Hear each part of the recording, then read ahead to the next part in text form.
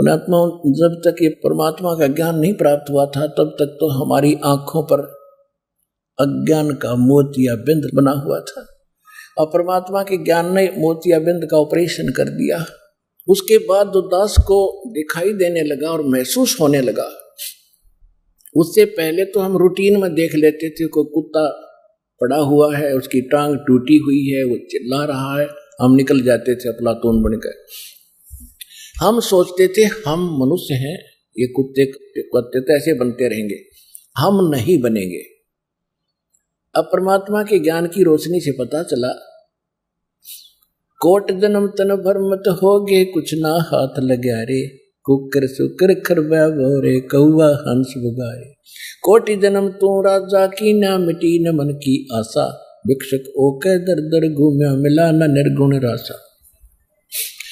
अपरमात्मा के ज्ञान से पता चला कि हम भी कुत्ते गधे सुअर ना जाने कितनी बार बने हैं, करोड़ों बार। जैसे एक महावीर जैन नाम के, जो जैन धर्म के 24वें तीर्थंकर यानी वो गुरु माने जाते हैं, उनकी हिस्ट्री पढ़कर आप देखिए और आपको दिखाई दास ने, वो केवल 80 लाख बार तो देवता बना और 30 करोड़ बार गधा, 60 करोड़ बार कुत्ता, और तो गिनती नहीं कितना बना। ये दोए बतेरे, कुत्ते का जीवन तो एक का बतेरा है देवता के अहंकार ने तोड़ने के लिए, ब्रह्मटी करने के लिए, और वो 30 करोड़ बार कुत्ता, 60 करोड़ बार गधा और तेरा गधा तो खा के ये जीवन। तो कहने का भाव यह कि उसके बाद दास की आंखें खुली और फिर याद आई पिछली कहानियां जो जीवन में घट रही थी। दास का जन्म एक किसान परिवार में हुआ, किसान जाट परिवार में, और हमारे घर पे बैल था, मेरे अंकल चाचा जी जो थे वो हल जोतते थे, और वो हमारा एक बैल था, उसको उसके पैर में, पिछले पैर में खुरों के बीच में एक कील लग गई लंबी 1.5 इंच की, जो रिजेक्टेड थी, किसी ने गली में डाल दी। ऊपर की कैप नहीं थी उसकी, वो यूजलेस होकर गली में डाल रखी थी, वो उस बैल के लगेगी।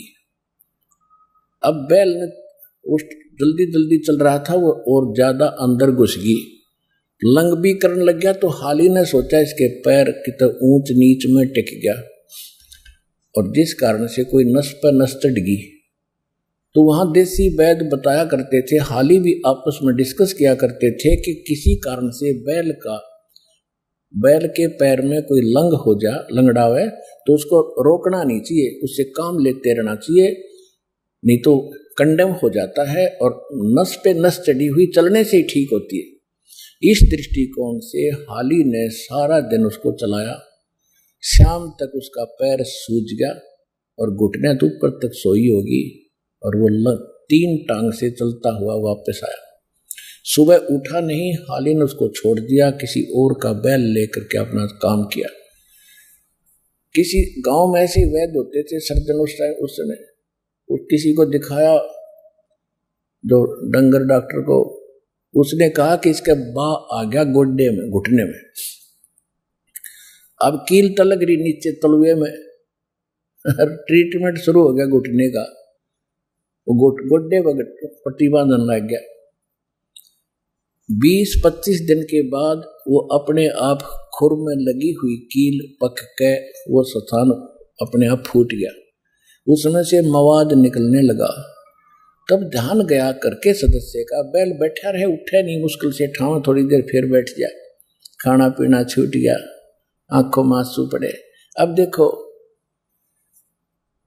उसके बाद फिर पता चला कि देखा भाई यहाँ भी कोई गड़बड़ है इसके, तो फिर उसको देखा, खोद खाद के चिमटी से निकाल ली, इतनी लंबी कील निकली। तब वो बैल स्वस्थ हुआ, कील लगी तलवे में, ट्रीटमेंट घुटने पे। आज वो बोल कर भी बता नहीं पा रहा कि मेरा दर्द कहाँ है, और जब वो मनुष्य जीवन में था उसने सोची भी ना होगी अब बिजली गिर जाएगी। तो पुण्यात्माओं, अपनी बुद्धि काम ना करे, किसी कहे सुने की मान लेनी चाहिए। परमात्मा ने आपको ये ज्ञान दिया है, वो कोई डूम भाट नहीं था, वो समर्थ थे, आपके लिए आए थे।